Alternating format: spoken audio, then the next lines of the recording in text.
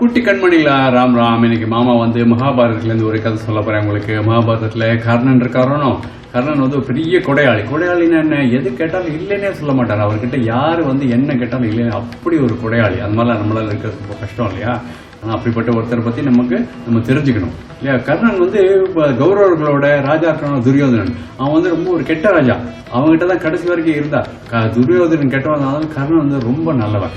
வந்து ஏதோ ஒரு காரணத்துக்காக வந்து இந்த கடைசி வரைக்கும் துரியோதனன் கிட்டே இருந்து அந்த தப்பான இடத்துக்கே போர் பண்ணி கடைசியில் தன்னோட உயிரை விட்டாருன்னு ஒரு இது இருக்கு. ஆனால் கடைசி வரைக்கும் வந்து இந்த கொடையாளி அப்படிங்கிறதுக்கு வந்து நம்ம வந்து லட்சணம் அப்படின்னு சொல்லணும்னா, அது கொடையாளி அப்படின்னாலே வந்து கர்ணன் பற்றி தான் நமக்கு ஞாபகம் வரும். அந்த மாதிரி ரொம்ப ஒரு நல்ல ஆத்மா. அவரை பற்றி ஒரு கதை சொல்ல போகிறேன், சரியா?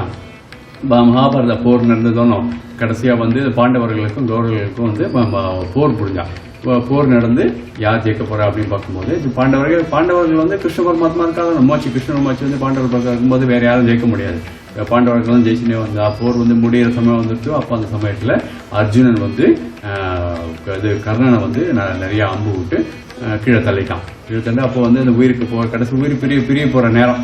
அப்போ வந்து கிருஷ்ணனுக்கு வந்து பாண்டவர்களுக்கு வந்து கூட இருந்து எல்லாம் அந்த போர் வந்து ஜெயிக்கிறதுக்கு எல்லாம் பண்ணினாலும் கர்ணன் வந்து கீழே வந்து தன்னோட உயிரை விட போறான் அப்படின்னா கிருஷ்ணருக்கே ஒரு சோகம் வந்துருச்சு.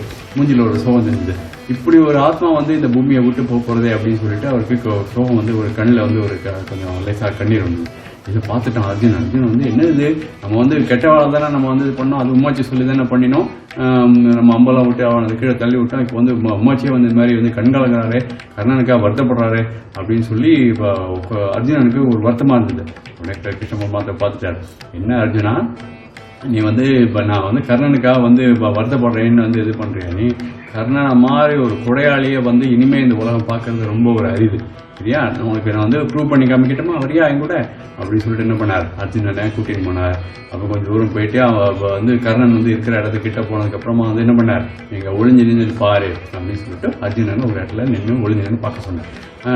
கிருஷ்ணர்மாச்சி வந்து என்ன பண்ணார், ஒரு பழைய ஒரு வயசான ஒரு பிராமணன் மாதிரி ஒரு வேஷம் போட்டுட்டு நேராக வந்து கர்ணனை பார்க்கறதுக்கு வந்தார். கர்ணனை பார்க்க வந்தவுடனே வந்து கிட்ட வந்தவுடனே அவங்க அப்படியே நிறைய உடம்பெல்லாம் ஒரே நிறைய அம்பு பாஞ்சு ரசமாக கொட்டுறது, கீழே நவரோட முடியல கர்ணனால உயிர் பிரிய போகிற நேரம். அந்த மாதிரி சமயத்தில் வந்து என்ன பண்ணார், பிராமணர் கிருஷ்ணர்மாச்சி இந்த பிராமணனை வந்து காரணம் வந்து கர்ணன்கிட்ட, கர்ணா உன்கிட்ட வந்து கேட்டால் வந்து இல்லைன்னே சொல்ல மாட்டேயாமே அப்படி சொல்லி நான் கேள்விப்பட்டு வந்திருக்கேன்.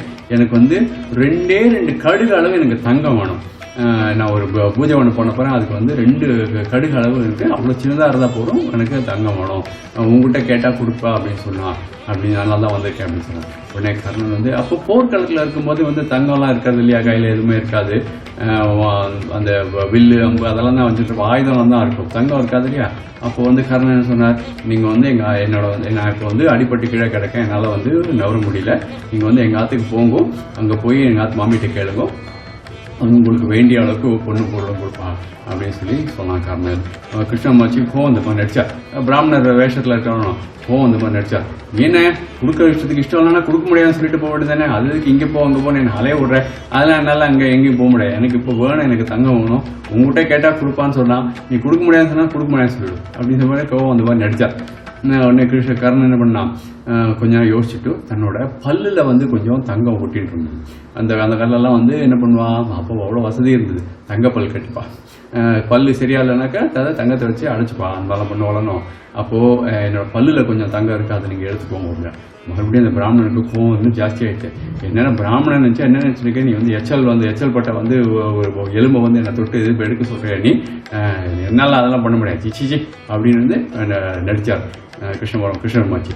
உடனே கர்ணன் என்ன பண்ணான், சரி அடுத்த ஸ்டெப்பாக வந்து இல்லைன்னு சொல்லக்கூடாது, வாயிலேருந்து இல்லைங்கிற வார்த்தையே வராது. கர்ணனுக்கு என்ன பண்ண நேரம் ஒரு பக்கத்தில் ஒரு பெருசாக ஒரு கல் ஒன்று இருந்தது, அந்த கல் எடுத்து அந்த பல்லு மேலேயே போட்டால் அந்த பல் அப்படியே உடஞ்சி கீழே விழுந்துட்டு, அந்த பல்லு அந்த ஒட்டின்னு இருந்த தங்கத்தோட உடஞ்சி கீழே விழுந்துட்டு உடனே இப்போ எடுத்துக்கோங்க அப்படின்னு சொன்னான். உடனே அவர் பார்த்து இப்போ திரும்பி அந்த பிராமணன் வந்து ரொம்ப அசிங்கலாம், அஜிச்சோ ரத்தம்லாம் இருக்குது, எலும்பு வேறு அது, நான் அதெல்லாம் தொட மாட்டேன், நான்லாம் எடுத்துக்க மாட்டேன், நீ வந்து வேறு தானே வழி சொல்லுங்க. அப்பவும் வந்து கர்ணனுக்கு வந்து கோபம் வரல. உடம்பு பூரா ரத்தம் கொட்டுறது, நம்ம அம்பு பாஞ்சிருக்கு, நவர முடியல, உயிர் பிரிய போகிற நேரம். இந்த நேரத்தில் வந்து ஒருத்தர் வந்து 2 கடுகள் தங்கத்துக்காக வந்து பாடப்படுத்தி எடுத்தாக்க நமக்குலாம் நம்ம கோவம் வரும். போப்போ வேலை இல்லையா, தானம் கொடுக்குற மாட்டேன் பல்ல பிடிக்க அப்படின்னு சொல்லி வச்சு அனுப்புவோம் இல்லையா. கர்ணன் அந்த மாதிரிலாம் பண்ணலை. என்ன பண்ணார், நேராக வந்து இப்போ பக்கத்தில் அவரோட அம்பு வில்லும் கடந்தது, அதை எடுத்து கொடுங்க அப்படியா. அந்த பல்லுலேருந்து தங்கத்தை மட்டும் எடுத்து சுரண்டிட்டு இப்போ இந்த தங்கத்தை எடுத்துக்கோங்களேன். அப்பயும் அவர் இந்த பிராமணன் ஏற்றுக்கல. அது வந்து எச்சல் பட்டுதாங்க, நான் தொட மாட்டேன் அப்படின்ட்டார். ஸ்ட்ரிக்டாக தொட சொல்லிட்டார். கர்ணன் அப்பயும் விடலை. அந்த பக்கத்தில் இருக்க வில்லு அம்பு எடுத்து கொடுங்க அப்படின்னு கேட்டான். அதெல்லாம் என்னால் கொடுக்க முடியாது, நான் வந்து எனக்கு ஏற்கனவே வயசாக என்ன வேலை வாங்குறேன் நீ அப்படிங்கிறார். அப்படின்னோடனே என்ன பண்ணார், கர்ணன் வந்து உடனே அந்த வில்லு அம்பை தானே கஷ்டப்பட்டு எடுத்து தன்னோட தலைமையில் வச்சு அந்த வில்லை தலைமையில் வச்சு அம்பை விட்டு வருண ஜபம் பண்ணி அந்த அம்பை விட்டா. அந்த வருண ஜபம் பண்ணினோடனே மழை கொட்டிது. வருண ஜபம் பண்ணினா மழை பெய்யும் இல்லையா, அது அவ்வளோ சக்தி வளர்க்கலாம். வருண ஜபம் பண்ணி இப்போ மழை பெஞ்சுதான். மழை பெஞ்ச உடனே அது என்னாச்சு, அந்த தங்கத்தை வந்து அலம்பிட்டு இப்போ கொடுத்தார். இப்போ நீங்கள் வந்து ஏற்றுக்கணும் அப்படின்னு சொல்லி கொடுத்தாரு. உடனே கிருஷ்ண பரமாத்மாவுக்கே வந்து மனசு அவ்வளோ இலகி போயிடுது. அப்படியே இப்படி ஒரு கொடையாளியை வந்து நம்ம யாரால பார்க்க முடியுமா, இந்த பூமியில் வந்து இனிமேல் பார்க்க முடியுமா அப்படின்னு சொல்லிட்டு, கர்ணா நான் உன்னை சோதிக்கிறதுக்காக தான் வந்தேன். நான் பரமாத்மா, கிருஷ்ண பரமாத்மா, கிருஷ்ணன் மாச்சு உனக்கு ஆசீர்வாதம் பண்ணுறதுக்காக வந்தேன். உனக்கூட வந்து உன்னுடைய கொடை குணத்தை வந்து இந்த உலகம் தெரிஞ்சுக்கணும். உயிர் போகிற நேரத்தில் கூட வந்து நீ எவ்வளோ பெரிய வந்து தர்மவானா இருக்க அப்படிங்கிறது உலகம் தெரிஞ்சுக்கணுங்கிறதுக்காக தான் உங்களோட கொஞ்சம் விளையாடினேன். உனக்கு என்ன வரம் வேணும் கேளு அப்படின்னு சொல்லி கேட்டேன். அப்படி கேட்ட உடனே கர்ணன் என்ன சொன்னான், நீ என்னோட உயிர் போகிற நேரத்தில் நீங்கள் வந்து எனக்கு வந்து ஆசீர்வாதம் பண்ணலை, இதை விட எனக்கு வேற என்ன பாக்கியம் வேணும், நான் இதை விட வேற என்ன உங்கள்கிட்ட நான் கேட்டு வாங்கிட்டு போகிறேன். எனக்கு வந்து உங்களோட தரிசனம் கிடைச்சதே பெரிய விஷயம், உங்களோட ஆசீர்வாதம் கிடைச்சதே வந்து பெரிய பாக்கியம் எனக்கு அப்படின்னு சொல்லிட்டு கிருஷ்ணமாச்சி காலிலே வந்து அவனுடைய பேர் தெரிஞ்சுட்டு. அப்போதான் வந்து அர்ஜுனனுக்கு தெரிஞ்சுது, அடடா இப்படி ஒரு குடையாளியா கர்ணன், நம்ம வந்து கர்ணன் வந்து தப்பாக இட போட்டோமே, சில நம்ம கையாலே வந்து அவன் வந்து அம்பு விட்டு நம்ம சொல்கிற மாதிரி ஆயிடுச்சு அப்படின்னு சொல்லி அர்ஜுனனும் வந்து கர்ணனுக்காக வருத்தப்பட்டான். கர்ணன் வந்து தப்பான இடத்துல இருந்து போர் பண்ணி உயிரை விட்டாலும் கர்ணனுடைய கொடை குணம் அப்படிங்கிறது காலங்காலமாக இருக்கும். இந்த உலகம் பூமி அழிகிற வரைக்கும் இருக்கும். கதை முடிஞ்சு போயிட்டு. ஆனால் மாமா வந்து உங்களுக்கு சிரிக்கிற மாதிரி ஒன்றுமே சொல்லவே இல்லை இந்த கதையில். உங்களுக்கு சிரிக்க வைக்கலன்னா மாமா தூக்கம் வராங்க. அதனால் என்ன பண்ணலாம், இந்த கதையில கொஞ்சம் சேர்த்து போமா நம்ம. கர்ணன் வந்து உயிர் போகிறது அப்படின்னு தெரிஞ்ச உடனே கிருஷ்ணமாச்சியே வந்து கர்ணனுக்கு வந்து ஆசீர்வாதம் பண்ண போறார் அப்படின்னு தெரிஞ்ச உடனே என்ன பண்ணிடுச்சு, எல்லா அனிமல்ஸுக்கும் தெரிஞ்ச போர்க்காலத்துல எல்லாம் குதிரை நிறையா இருக்கும், குதிரை யானை எல்லாம் இருக்குமோ, நல்லா சண்டை போடுறதுக்கு வருமானோ.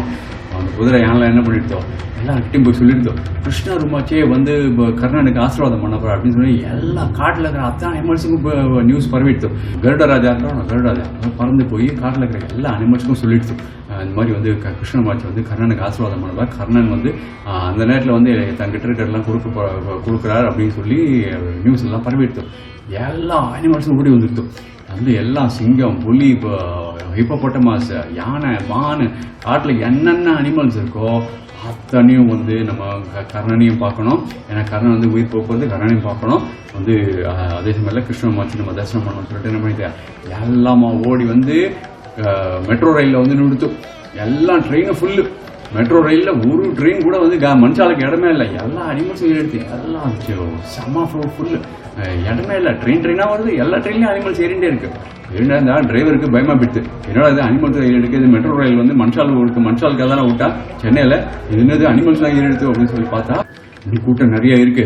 சரி ட்ரெயின்லாம் கிளப்பி விடுவோம்னு சொல்லிட்டு என்ன பண்ணிட்டேன், ஒரு மான் என்ன பண்ணிட்டேன், இந்த டிடிஆரோட விசில் இருக்கணும் அதை எடுத்து அடிச்சு விட்டுத்தோம். அடிச்சோடனே எல்லா ட்ரெயினும் கிளம்ப ஆரம்பிச்சா ட்ரெயின் யார் ஓட்டுறதுன்னு பார்த்தா குரங்கு டிரைவரை தள்ளி விட்டுட்டு தான் வந்து இப்போ டிரைவரை நீங்கள் பக்கத்தில் உட்காருங்க, நீங்கள் நான் தான் வண்டி ஓட்டுப்பேன், எல்லா அனிமல்ஸ் வண்டினா அனிமல்ஸ் தான் வண்டி ஓட்டுவேன், நீங்கள் வண்டி ஓட்டுவல நீங்கள் அப்படின்னு குரங்கு வந்து டிரைவர் சீட்டில் உட்காந்துட்டு இருந்தோம்.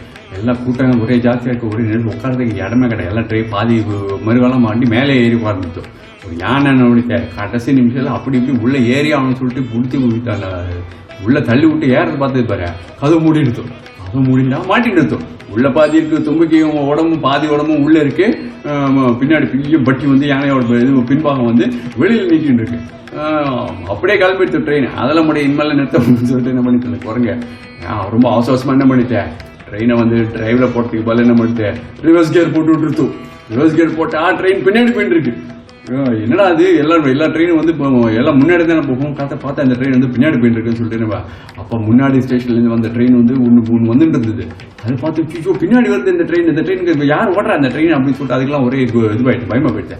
அந்த ட்ரெயின் ரிவர்ஸ் கியரில் போட்டு அவன் எல்லாம் வந்து மோதிடுமோனோ. ஆனால் என்னாச்சு, அந்த ட்ரெயின் வந்து ரிவர்ஸ் கியர் அவள் பின்னாடி போகிறான். அப்போ அதுக்கு பின்னாடி வந்த ட்ரெயின் அது ஒரு ரிவர்ஸ் கியர் போய் அவள் இப்படி எல்லா ட்ரெயினும் சென்னையில் ஃபுல்லாக பார்த்தா எல்லா ட்ரெயினும் ரிவர்ஸில் ஓடிட்டு இருக்கு. எல்லாம் யார் பண்ண வேலை, இந்த குரங்கு பண்ண வேலை. முதல்ல இந்த குரங்கு இருந்தாலும் அந்த குரங்கு பண்ண வேலை. அப்புறமா வந்து டிரைவர் வந்து பிடிச்சி திட்டினார், என்ன நீ உனக்கு வண்டி ஓட்ட தெரியுமா, உனக்கு லைசன்ஸ் இருக்காங்க உங்ககிட்ட, ட்ரெயின் ஓட்டுறதுக்குலாம் லைசன்ஸ் வேணும் தெரியுமா, உனக்கு யார் கற்றுக் கொடுத்தா, கொண்டா நானே ஓட்டேன்னு சொல்லிட்டு என்ன பண்ணார், குரங்கை தள்ளி உட்காந்து வச்சுட்டு அப்புறம் அவரே வந்து என்ன பண்ணார், டிரைவில் போட்டாரா.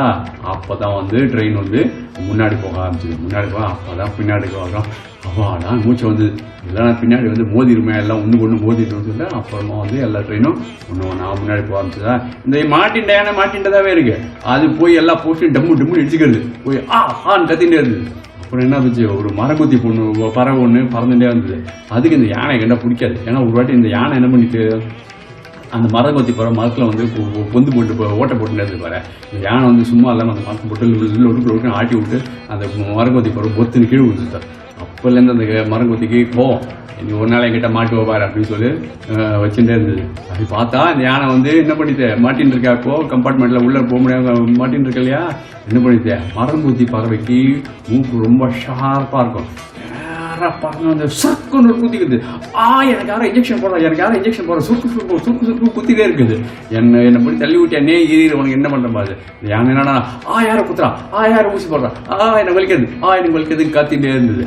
அப்புறமா அடுத்த ஸ்டேஷனுக்கு வந்து எல்லாரும் ஒரு கிரேன் எடுத்துன்னு வந்து அந்த கம்பார்ட்மெண்ட்டோட கதவை பிடிச்சி திறந்து அப்புறமா அந்த யானையை பிடிச்சி ஒரு தள்ளி விட்டான். தள்ளுதானே அது பொத்துன்னு போய் இப்போதான் உள்ளே போய் எல்லா சீட்டு மேலே இருந்து ஒரு 4 பேர் மேலே பொத்துன்னு விழுந்துட்டோம். சிங்கம்லாம் கத்த வெயிட் தாங்க முடியல, யானை பெருசாக இருக்குது, சிங்கம் புலி எல்லாம் அடியில் மாட்டின்னு இருக்கு, ஏந்து அப்படின்னு சொல்லி எல்லாரும் என்ன பண்ணுறான் சொல்லி விட்டா. அப்புறமா வந்து யானை எழுந்துட்டு அப்பாடான்னு உட்காந்துது.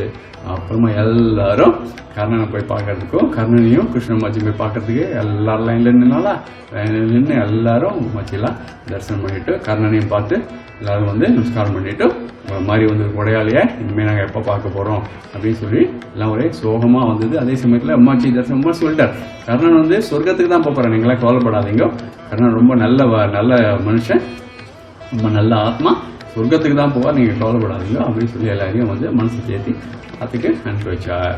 இந்த கதையில் என்ன தெரியுது, நம்ம மட்டும் சுயநலமாக வாழ்க்கையை நடத்தக்கூடாது. நம்ம இந்த காலகட்டத்தில் வந்து இன்னைக்கு வந்து கலியுகத்தில் வந்து யார் எதை கேட்டாலும் வந்து கொடுக்கறதுங்கிறது சாத்தியமில்லாத ஒரு விஷயம். அப்புறம் வந்து ஒன்றுமே இருக்காது எல்லாம். ஏன்னா ஏமாத்து திருட்டு போட்டில் நிறையா இருக்கணும், அதெல்லாம் கொஞ்சம் தெரிஞ்சுக்கணும் நீங்கள். அது கலியோட விசேஷம், அது அப்படி தான் இருக்கும். அதுக்காக நம்ம கெட்டவாளாக இருக்கக்கூடாது, ஆனால் அதே சமயத்தில் ஏமாளியாகவும் இருக்கக்கூடாது. அதனால யாருக்கு கொடுக்குறோம், என்ன கொடுக்குறோம், எவ்வளோ கொடுக்குறோங்கிறத மனசில் வச்சுட்டு அதை வந்து தீர ஆராய்ஞ்சு தான் நம்ம செய்யணும். நம்ம ஒரு உதவி பண்ணுறோம் அப்படின்னா ரொம்ப வயசானவா, ரொம்ப முடியாதவா, இனிமேல் அவளால் வந்து உழைச்சி வேலை செய்ய முடியாது அப்படிங்கிற நிலைமையில் இருக்கிறவாளுக்கு சாப்பாடு வாங்கி கொடுக்கலாம், துணிமணி வாங்கி கொடுக்கலாம். இல்லை ரொம்ப ஏழையாக இருக்கா, அவளால் வந்து அவளை கவனிச்சிக்கிறதுக்கு யாரும் இல்லை, குழந்தைகளெல்லாம் வச்சுன்னு கஷ்டப்படுறா அப்படிங்கிற மாதிரி இருக்கிறவாளுக்கு வந்து ஏதோ சின்னதாக ஏதோ வீடு கட்டி கொடுக்குறா, அந்த மாதிரி நம்மளால் என்ன முடிஞ்சதோ அதை பண்ணி கொடுக்கலாம். ஆனால் வந்து யார் எதை கேட்டாலும் வந்து இந்த குறிப்பாக உடம்புல பலம் இருக்கிறவா, அந்த மாதிரி வேலை செய்யக்கூடிய தகுதி உள்ளவாளுக்கெல்லாம் வந்து செய்யறது ரொம்ப தப்பான விஷயம். ஏன்னா வந்து அதை பரிசா வாங்கிட்டு அவன் நிறையா தப்பான விஷயங்களுக்கெல்லாம் பயன்படுத்துகிறா இல்லையா. தர்மம் செய்யணும், ஆனால் அதை கரெக்டாக முறையாக செய்யணும், யாருக்கு செய்கிறோங்கிறத பார்த்து அது போய் சேர்ற. ஏன்னா நம்மளும் கஷ்டப்பட்டு தானே சம்பாதிக்கிறோம் இல்லையா. அந்த கஷ்டப்பட்டு சம்பாதிக்கிற பணம் கொஞ்சமாக இருந்தாலும் அதில் கொஞ்சம் நம்ம தான தர்மம் பண்ணணும். அதை போய் சேர இடம் நல்ல இடமா அப்படிங்கிறத பார்த்து தீர ஆராய்ஞ்சு செய்யணும் கண்டிப்பாக. ஆனால் 4 பேருக்கு நல்லது பண்ணணும். பணத்தை வச்சுட்டு நம்மளே வந்து மேலே வீடு வசதி காரு பங்களான்னு வாங்கிட்டு நம்மளே வந்து ரொம்ப சுகமாக வாழ்க்கையை நடத்தணும்னு என்றைக்குமே சுயநலமாக நினைக்கக்கூடாது. 4 பேருக்கு செய்யணும். நம்மளால் முடிஞ்சது நம்மளோட கீழே இருக்கிறவா நிலைமைக்கு நம்மளுடைய சொந்தக்காரர்களாகட்டும், இல்லை வந்து ரோட்டில் நிறையா பேர் வந்து பிச்சை எடுத்துட்டு, இல்லை வேலை கிடைக்காம அந்த மாதிரி நிறைய பேர் வயசானவா பார்த்துக்கிறதுக்கு ஆள், அந்த மாதிரி நிறைய பேருக்கு இன்னும் நம்ம நாட்டில் நிறைய பேர் இருக்கா. அவளுக்கெல்லாம் வந்து நம்மளால் முடிஞ்சதை கண்டிப்பாக செய்யணும். ஓகேவா. இது நம்ம கர்ணனை பார்த்து கற்றுக்க வேண்டிய ஒரு பெரிய விஷயம். ஓகேவா. அடுத்த கதையில் பார்ப்போமா. ராம் ராம்.